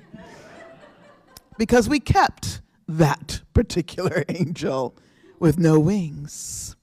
That's how things were.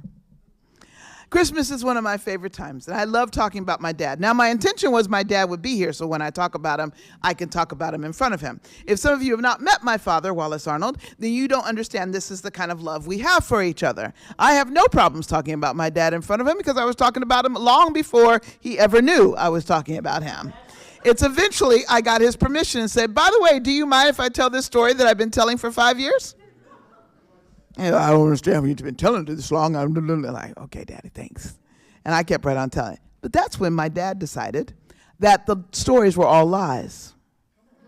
And that's when my whole family decided, oh, all your stories are lies when you're talking about us. But here's the kicker. Whoever is in my family story, that story is a lie. Unless you ask the other members of my family, and they will say, oh no, that's absolutely the truth. So only the person featured in any story that I have is says it's a lie. So you know they all lie. But I love them. And my dear stepmother doesn't have her own stories yet. We got to work on that, Ma Vera. She works on enough of having to deal with my daddy. But this is sort of a folk tale that's a bit of a story. The boys were 16 years of age, and it was Christmas time. And they had just been told by the preacher that it would be their job this year to go and get the Christmas tree. The live Christmas tree. Oh, they felt so bestowed upon. They could go get the Christmas tree. They were out of school. It was exciting. They would go together to get the Christmas tree. Now, the first thing they had to do was get up out of bed on the day before Christmas. And they had to listen to their mothers tell them how they were going to. They all lived in different homes. But they gathered together in the one-room schoolhouse, and their mothers looked at them and said, "Don't go directly to go get the Christmas tree. Be here before dark," because the church was also, the one-room schoolhouse was also the church. And there they would place the tree. The students had all practiced for a very special little program they were going to do. You remember those little Christmas programs? And they were going to decorate the tree beforehand so that they would have the tree.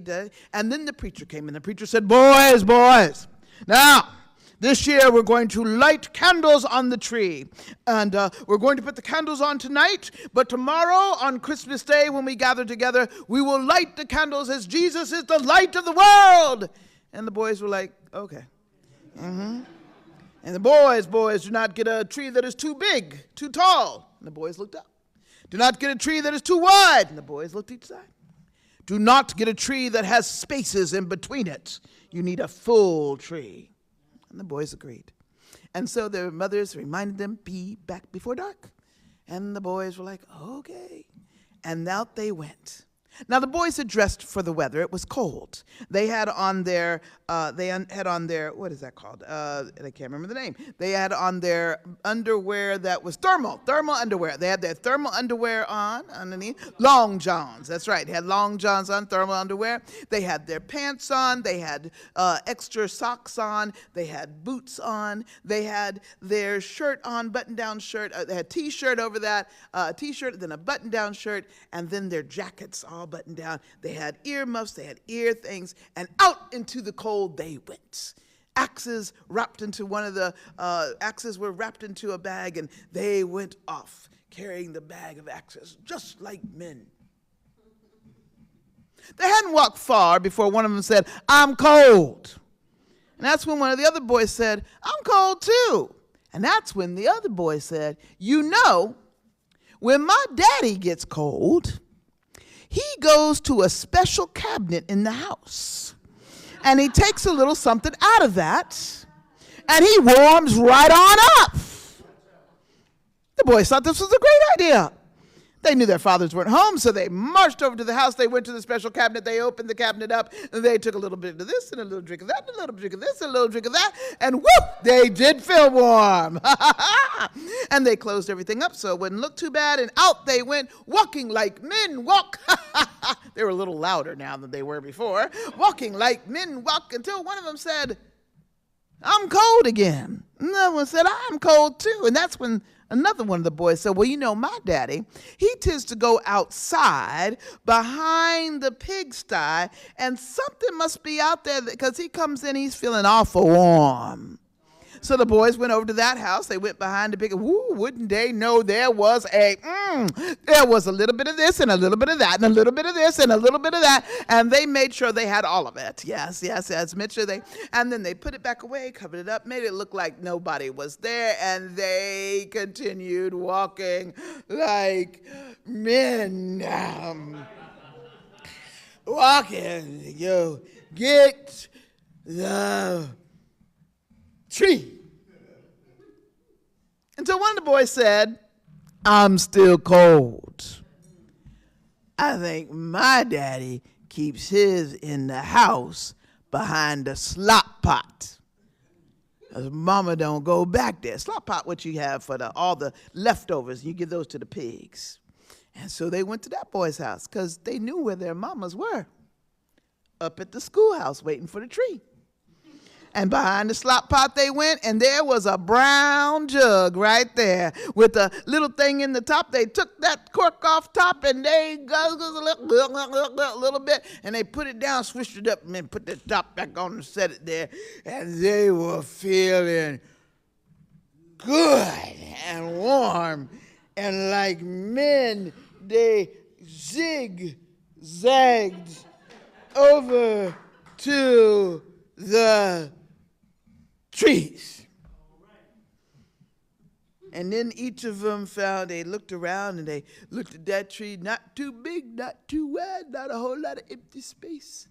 And they decided not to quibble over trees. They just picked one. And then they started to cut. The first one started cut. He sometimes hit the the stump of the bottom of the tree and sometimes hit various branches.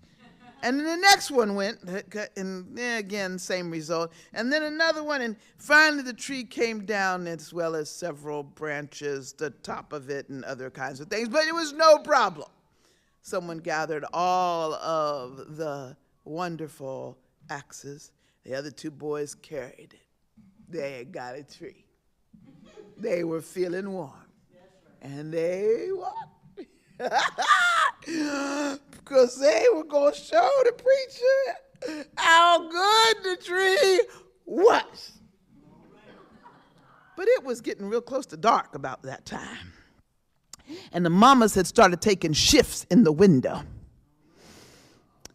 And one of them mamas saw them boys, took one look at them, and knew exactly what they had done. Turned around to the women, the other two mothers, and said, "Them boys." No other words had to be spoken. And without their coat on their shoulder or nothing, out those women went. They were already hot. So they went right on outside. They looked at those boys, and they took the tree, and they took the axe, and they said, "Get inside that building. Lord have mercy." And when they got inside, they said, "Go back to the back of the room and lay down on those pews and just sit there. Get yourself together." The boys were just fine to do that. And so the little kids decorated the tree, and all was well. And then the pastor came in to see the tree. He was just getting over. He's like, "Oh, this is a good round tree. It's not too tall." He was just going in to inspect it when the church doors opened and people started coming in. So he had to not look at it too good. It was a wonderful service. They sang things like Silent Night. And they made sure to show all the wonderful gifts of the children. It was wonderful, all the talent that they had. And then the preacher came up and said, "I want to just say this is just a wonderful time. Tonight you go home. And you'll share with your family tomorrow morning what you have with each other. Come back tomorrow evening, and we're going to, you see these candles? These candles are on the tree." And he took a look at the tree. There was some definitive spaces in between branches. But he just went on, "Oh, we're going to light the candles you see on the tree tomorrow because Jesus is the light of the world." Amen, amen. Yes, preacher, amen. And so it was. And so he said, before we go, I just want to thank the boys. We asked them to go get this tree. Boys, why don't you come up front here if you don't mind? Well, the boys weren't expecting that. They were sitting up by now, but they were really in no condition to be walking. So they stood up real proper like, and as careful as they could, they went from pew to pew until they got up to the front where the preacher was. And the preacher said, boys, you done a mighty good job. Let's say prayer, shall we? Well, the boys, they was up there already, so they just stood there. Lord, have mercy on our souls. It's good to be together. Let us rejoice in this time that we have had with you, Lord. It is a good time. Thank you, Lord. Let us come together again and remember that you are the light of the world. Let us remember that Christmas is you. Amen. And the church said, amen. And the boys were a beat behind, and they said, oh, amen. And all the candles lit up right there. And that was a good Christmas.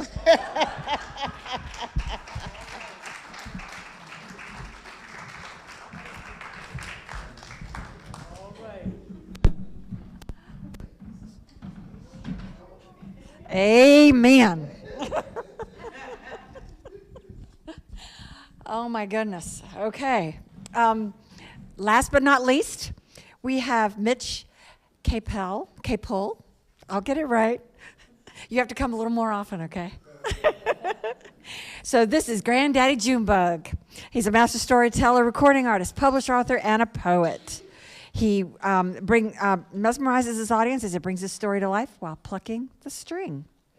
He has featured in numerous schools, libraries, museums.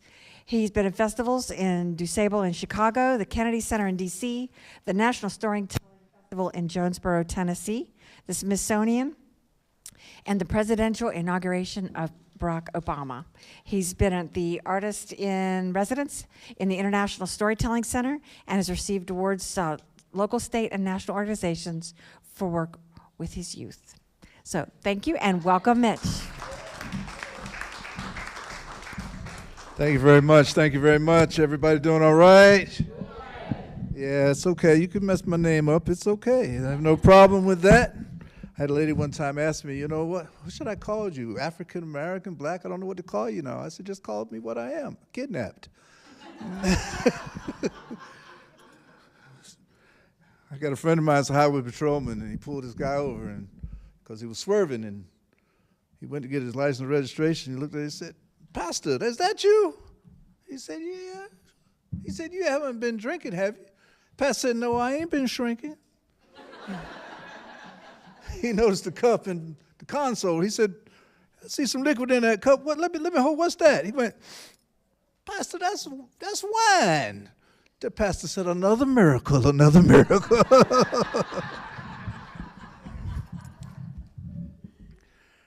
My storytelling career began as a young person, like you guys, sitting right there. How old are you? Who's the youngest? How old are you? 7? 17, okay. I was about 5, 6 years old. It was in the late 50s, the early 60s that I used to go and visit my grandmother, Eleanor Lee Capel. I talked about her earlier. And every time my brother and I would stay over, my father was in sales. He was selling cookware, and he became very good. He broke international sales records. He started in 1950. By 1960, he was breaking international sales. So him and my mom went to conventions all the time. And we would stay with the paternal grandparents or the maternal grandparents. But when we stayed with the paternal grandparents, my father's parents, my grandmother, Eleanor Lee Capel, when we would come in that house after trying to get as much dirt on us as we could during the day, and she would put us in that galvanized tub and wash us with that lye soap. Y'all city folks, y'all don't know nothing about that. Lye soap. And she would sit us down and have the bed ready, and she would sit us down, and she'd pull out this old, worn edition of the Life and Works of Paul Laurence Dunbar. And that book had pages missing. It had no cover. It was the most loved book I'd ever seen in my life. And she would read this one story to me every time we visited. It was called A Cabin Tale. And the fact that she could read, number one. The fact that she could read the dialect, number two. Just tickled her to death to read us this story. And she seemed to get more out of it than we did. She just laughed, and I could see her now adjusting her glasses and just tickled to death that she was reading us this story. So this was the first story that I heard. And it went like this. So you want a story? Just hear that. Where you think I get a story at? Didn't I tell you last night, go away chillin', y'all ain't right. I got something else to do besides just telling tales to you. Tell you just one? Well, let me see. What that one going to be? When you was old, your memory failed. Seem like I don't know no tale. Well, sit down there in them chairs and keep still if you wants to hear. And take them chins up off them hands and set up nice. Now, goodness, land. Hold yourself up like your ma and pa. Bet nobody ever saw them all scrunched down like y'all was then. High-tone girls and boys makes high-tone women's and men's. Once there was this big black bear. Used to live round here somewhere in a cave. He was so big, he could carry off a pig, like you'd pick a chicken up, or your little bit of pup. And he had 2 great big eyes, just about a saucer size. Why, they looked like two balls of fire dancing around upon a wire when that bear was mad, and Lord, you ought to see his paws. Did I see him? How you expect that I was going to recollect this here yarn I'm trying to spin if you keep on putting in? Then now don't you cheat lest I send you off to sleep. Now this here bear, he go tromping round, eating everything he found. No one couldn't have a farm case that bear, he'd do him harm. And they couldn't catch that scamp anywhere he wanted to tramp, dead a scoundrel, make his track, do his due, and get on back. He was such a sly old limb, traps was just like fun to him. Now down there where Mr. Bear lived, there was a weasel there. But they wasn't friends at all, case that weasel was so small. And the weasel, just for sass, turned his nose up. And the bear, just for sass, turned his nose up when he passed. Weasel small, of course, but my, them little animals is sly. Y'all say that with me. Weasel small, of course, but my, them little animals is sly. So this one says he, I'll just fix that bear. You'll see. So he fixes up a plan. And he hunts the farmer man. Now when the farmer see him come, he meant looking mighty glum. And he catches up a stick. But the weasel, he speak up quick. He say, hold on, Mr. Farmer Man. I want to explain my little plan. Now if you wait, I'll tell you where and just how to catch that bear. But I tell you now, you must give me one fat chicken first. Well, the farmer scratched his head. Last he said, I'll make the trade. So the weasel, at his hand, smacked his mouth and said, well then, set your bait and trap tonight and you'll catch that bear all right. So the weasel looks to see Mr. Bear and says he, well, friend Bear, we ain't been friends, but tonight hard feelings ends. Now if you ain't too proud to steal, we can get a splendid meal. Course I wouldn't come to you, but it must be done by two. Now it's a trap, but we can beat all day tricks and get the meat. Course I was with you, says the bear. Come on, weasel, show me where. Well, they walked along untwell. There their meat began to smell in the trap. Then weasel say, okay, you hold your paw this way, whilst I hold this spring back so, then you grabs the meat and go. Well, that bear, he had to grin as he put his big paw in, but when he juked up, kabing, weasel, he let go the spring. Then I said the weasel, there, I done cost you, Mr. Bear. Oh, that bear did snout and spout, trying his bestest to get out. But the weasel say, goodbye. Weasel small, but weasel sly. Y'all say that with me. Weasel small, but weasel sly. So the weasel went and run, told the farmer what he done. And the farmer come down there with a cage and caged that bear. And if y'all want to see him too, just go and visit the closest zoo. There now, ain't that story fine? Run along then, never mind. Want some more? You rascals, you. No swords and ma'ams, that'll do. A cabin tale.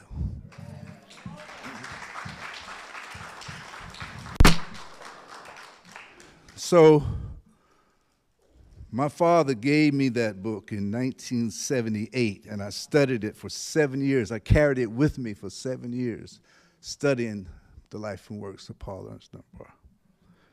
When my grandmother got to the point where my parents could no longer care for her in our home, she had to go to assisted living. She was developing dementia and Alzheimer's. And she would tell me, Mom's getting a little scattery. She called it getting scattery. And I would go and visit her, and I'd walk in, and she'd see me coming. She'd say, "Hey, Jeffrey." That's my older brother. I said, "No." "Hey, Ken, I knew that was you. That's my younger brother." I said, "No, Ma, it's Mitchell." "Boy, I knew that. I was just messing with you. I was just messing with you." And she would sit there, and she would stare out into space, and I'd say, "Once there was this big black bear. Used to live around here somewhere." She said, "In a cave. He was so big he could carry off a pig like you pick a chicken up on your little," I said, "bit of pup. And he had 2 great," she said, "just about a saucer size." And she and I would go through that whole story. And when we finished, she would look at me and say, "Boy, you remember that story?" And I said, "Yes, Ma, I did." So I got to tell her that same story that she told me when I was 3 through 9, when she was 89.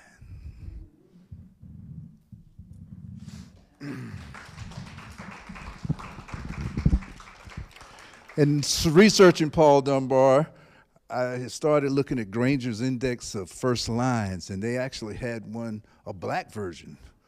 So it was in dialect. So I was finding all these other writers like Dunbar, James David Carruthers, Henry Franklin Bryant. This is one of my favorite Henry Franklin Bryant stories. And I thought about it the other night last night when Andy was doing the jelly stories.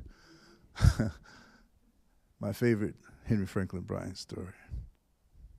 I remember when a youngster, we all was youngsters one day, how my mama taught me manners in a peculiar kind of way. One of mama's old-time acquaintances, Mrs. Dooney was her name, was one night my mama's company, Mama Coast prepared for same. Mama fixed the cooking vessels, and me and son and little sis was helping around and doing a little that and little this. Because my mama had the sifter and was making up some dough that would soon turn into biscuits. Lord, we all were smart, you know. Because it wasn't customary when we was coming up, or except it was when we had company, to have biscuits hot for supper. And of course, on such occasions, Mama would only bake a few, and she naturally expected us youngsters to put up with 1 or 2. Well, it happened. When them biscuits reached that table on that night, that my exercise had supplied me with a wailing appetite. Serves and biscuits on the table. Honey, I could scarcely wait for my mama to administer. I just had to pass my plate. And Mrs. Dooney, good old lady, forked her biscuit off for me. And she had to keep her fork until she forked off 1, 2, 3. Well, it wasn't many minutes before I applies for number 4. Mama frowned. Hand me a cold one. Drop that blame thing on the floor. Have a biscuit, Sister Dooney, Mama said, and I turned blue. As she passed the plate up to her, there was only main and 2. Not quite ready, Sister Mandy. And she passed the plate to son. In her minute, explained Miss Dooney, I will try another one.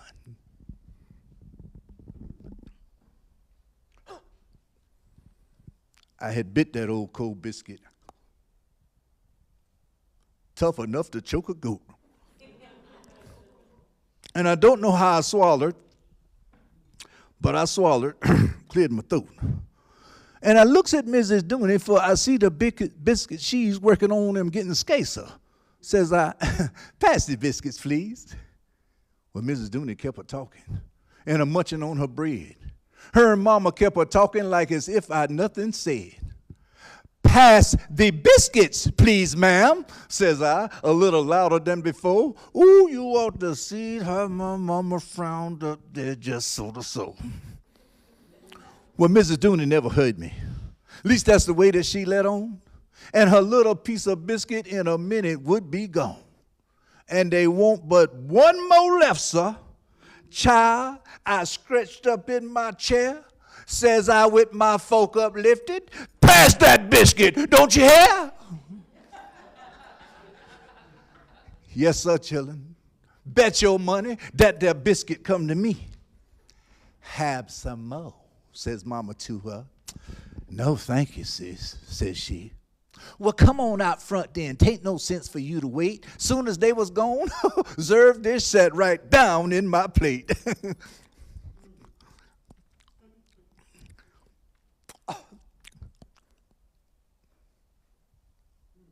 Mama come back in there directly, just as hard as bees and ants. Up she hides me from the table, then she rolled me out my pants. Hitched my head up twixt her legs, sir. Great big leather strap assisted. And when she had formed her duties, all them biscuits done digested.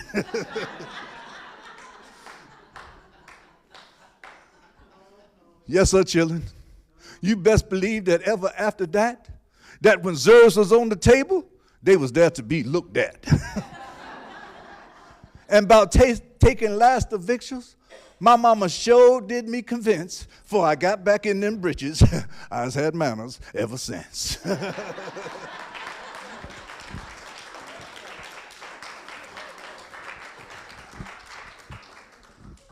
Back then, that was called discipline.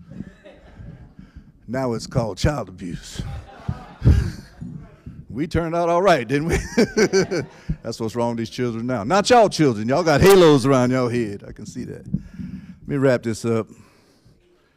As a quiet, back to Paul Dunbar, as a quiet little seedling lay within its darksome bed, to itself it fell a-talking, and this is what it said. I am not so very robust, but I'll do the best I can. And that seedling, from that moment, its work of life began.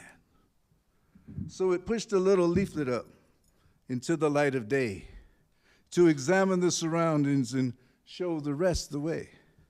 The leaflet liked the prospect, so it called its brother, Stem! And two of the leaflets heard it and quickly followed them. To be sure, the haste and hurry made the little seedling pant, but almost before it knew it, it found itself a plant. The sunshine poured upon it, and the clouds, they gave a shower, and that little plant kept growing till it found itself a flower. Folks, be like the little seedlings. Always do the best you can. Everyone must share life's labors, be you child, woman, or man. And the sun and rain will help you through life's lonesome struggling hours till you raise to light and beauty, virtue's fair, unfading flowers.